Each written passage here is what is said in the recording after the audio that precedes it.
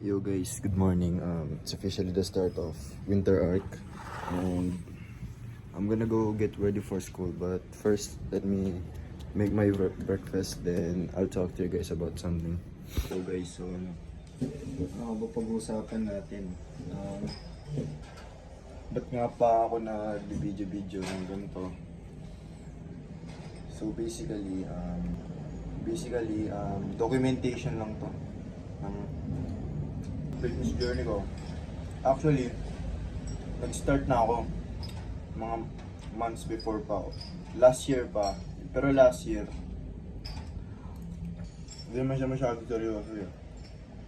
Kumbaga for fun lang. Ngayon ko lang siya sineryoso. So now, ba't ngayon lang ako nag-video? For documentation purposes, gano'n. Siyempre ayoko maging baguhan. Yung kahapon lang nag-start mag-gym tapos video agad. Parang gago. That's wrong. Siguro nga dahil pala ginawa ko yun. Pero mas okay na to yung may alam na ako konti. Ngayon, ano ba ang agenda ngayon today? So today, pasok, eat breakfast, maligo, mag-BS, punta sa school. Uwian kasi namin from school, 7:30 PM pa ng gabi. So puta, kagabi na ako mag-gym. Sana, maga kami pauwiin para mas maga ako makapag-gym. Maga rin makauwi. Ito nung sabi ko kanina, why documenting this, siyempre, newbie bodybuilder, document ko yung simula ko. I'll document this and someday, hopefully, I'll look back one day, I was this skinny bitch. Habang natagal, nalaki katawan ko, gano'n. Habang nagbibideo ko, nado-document ko, di ba? Yung mga progress ko. Today, ngayon, simulan natin yung workout. Legs and shoulders. But 6-day workout and 2 days rest. So, ngayon, halimbawa, first day, legs and shoulder. Second is chest and tricep. And then, third day, back and bicep. And then, fourth day, balik ulit sa legs and shoulders, then so on and so forth. Bakit ganun? Hindi naman yung di ba sa iba, may nakikita kayo. Chest day. Yung araw na yun, puro chest lang yung workout nila. Back day. Yung araw na yun, puro back lang yung workout nila. Third day, arms day. Bicep, tricep, shoulder, workout nila yan. Then fourth day, legs. Lahat ng leg workout gagawin nila. Ba't di ko ginagawa yun? Kasi para sa akin, mas yung kasi, di ba yung mga chest day, puro chest lang gagawin mo nun. Ang dami. Although maganda naman yun, pero mas maganda pag sinabayan siya. Tulad ng diba, halimbawa, chest day mo, nagano ka, barbell, incline barbell, decline barbell. Ginamit mo yung cable machine para workout sa chest mo. Pare-parehas lang Taka na. Magano ka? Barbell bench press ka. Target, middle. Tapos sa cable naman, middle din target mo. Dalawa na. Okay siya, maganda siya. Tapos dadagdagan mo pa ng dumbbell, yung 3 na. Hanggang 2 lang dapat. Target to sa muscle, only twice lang. Para sa akin. Pero sa iba, madami yan, syempre. Pero ganyan naman talaga, iba-iba tayo mga tao. Kung anong gusto natin gawing workout. Sadyang, yun lang yung gusto kong gawin. Nire-recommend ko ba yung mga kasimbata ko, mga kasing edad ko, Tsaka yung gusto rin mag-start mag-gym na gawin din yung mga gawain ko. No. Kung talagang beginner ka, kailangan mo ng ano eh. Kailangan mo ng trainer muna eh. Kung beginner ka, tas bless me. Kung bata ka, beginner ka katulad ko, kailangan mo talaga ng personal trainer. Kung ayaw mo naman, mag-research ka na mag-research na mabuti. Kung ano yung workout na gagawin mo. Before ka kasi mag-workout, kailangan may plan ka muna. May goal ka. Ano ba yung goal mo? Ako naman, ang goal ko is makuha yung physique ni Toji from Jujutsu Kaisen. Yun ang goal ko, kaya ako ba't nag-workout. Pero hindi niya reason ba't ako nag-workout. Diba? And then, saan ako? Yun. Recommend ko ba? No.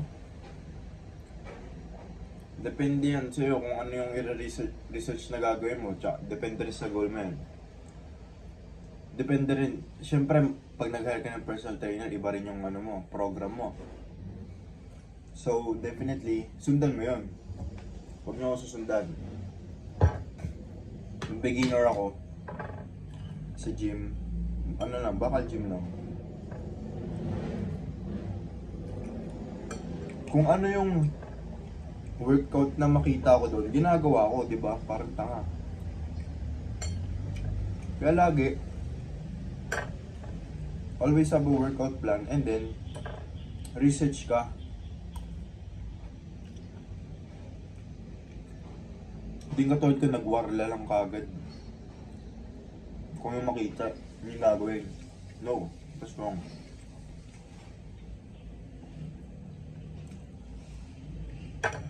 Always have workout plan. Workout plan, your goal, and then be consistent doing it. Kasi pag beginner ka, ito started lifting na, of course sasakit mong katawan mo yan. Baka first day mo sa gym, nag-chest ka, kinabukasan sobrang sakit ng chest mo, hindi ka makakapag-gym kinabukasan dahil sobrang sakit nga. What you should do, kung di mo talaga kaya, pahinga ka muna isang day lang. Tapos, Monday ka nag-start, di ba? Tuesday nagpahinga ka. Wednesday, sobrang sakit pa din. Pwedeng mag-rest ka pa ng isa pang day. Basta, huwag ka mag-rest ng 3 days. Only rest 1 to 2 days. Pero pag kaya, 1 day lang. Kasi, yun yung appropriate eh. So guys, tapos na ako maligo. Punasan na lang natin ang ating protein shaker. Ang arte ko, may paganta pa ako. Isa ako sa mga ano guys, sa mga taong hindi nasusunod yung meal plan. Kaya nagpo-protein ako para makuha ko yung protein intake ko. Yung kailangan ko. Kaya ako nagaganto. Kasi lang, kakahugas ko lang. Nakalimutan ko kasi hugasan kahapon. Alas na siya. Ay, ito pa pala.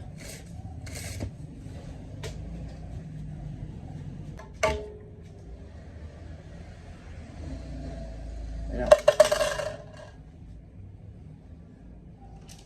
So, ang ilalagay ko, whey. Kita ba? Whey protein. Hindi siya sponsored. Malamang, first video ko pa lang eh. Sino ba ako?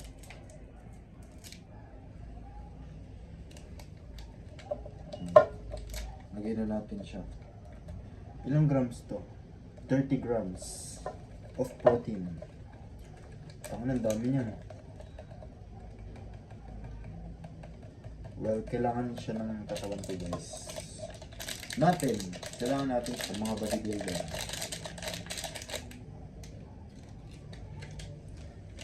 So, yun.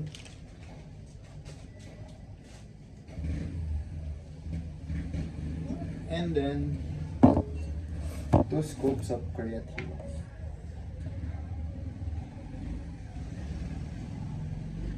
Okay lang guys na ipaghalo niyo yung creatine tsaka yung protein. Pares lang naman yun. Yung creatine kasi, kailangan mo siya i-take with water. Isama ko na lang sa protein. Pares naman sila lagyan ng tubig eh.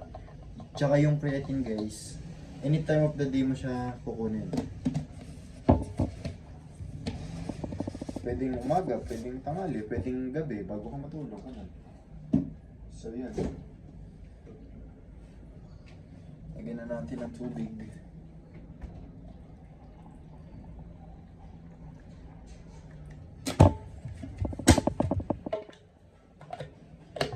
Ang ininom ko to guys, sa school na.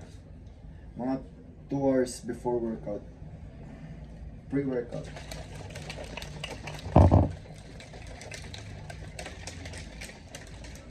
So yun. Ayos na ako ng gamit. Liligpit na ako.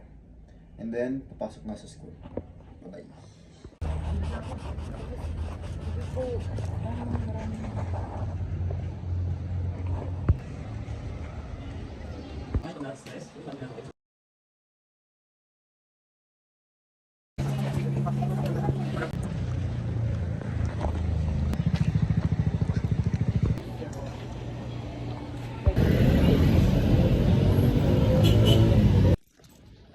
So, tapos na yung school.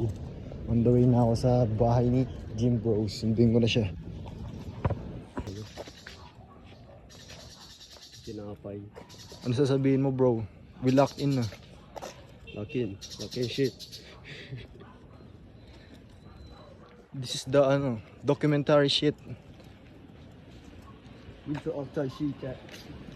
The lock in. Ang gagawin natin ngayon guys is legs. Sabihin natin na shoulder. Legs. What legs? Siyempre. Nagganon na ako chest na ako, tapos nag-back na ako nung Sabado. And then nung Friday, legs na. Wag na. Ikaw ano ka? Chest. Wag na. Kaka-chest ko lang. It's time na. After all of these hours, tangin na. Bubuhat na kami. Go bro. Lock in. Let's go.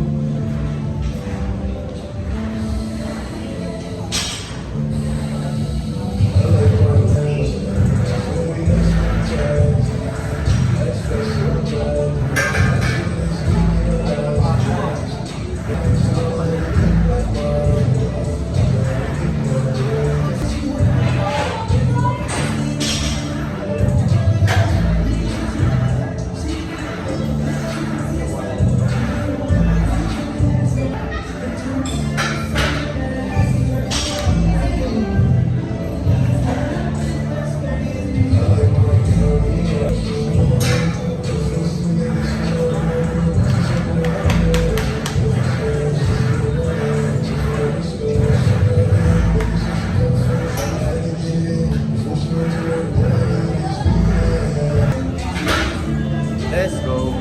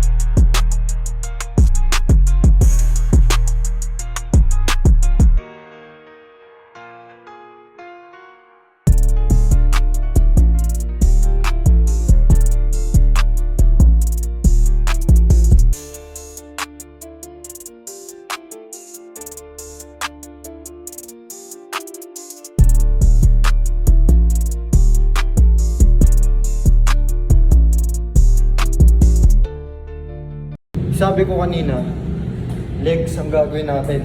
Ba't tayo ng chest? Bukas. Hindi. Bukas, ano kami? Back and bicep. Then sa Wednesday, legs na. Starting off soon. Yeah. Kasi ano pa lang eh, day 1 namin, winter art. So, mas better na ano, nag-start kami chest sa day 1. Ano bro? Kasi dapat legs, hindi chest. Sabi lang ni Jim bro, chest kami. Pwede yung chest. Tsaka masarap din yung chest eh. Kaya, settle kami. Chest na lang.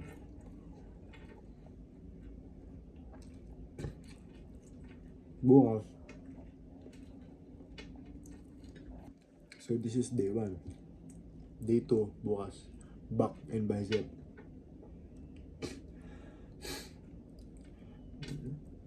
First time ko pa lang talaga mag-vlog.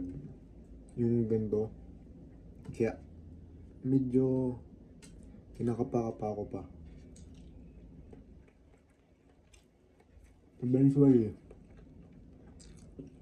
masasanay din ako. Yung mga ganito. Medyo mahina ang boses ko dahil gabi na. Matutulog na.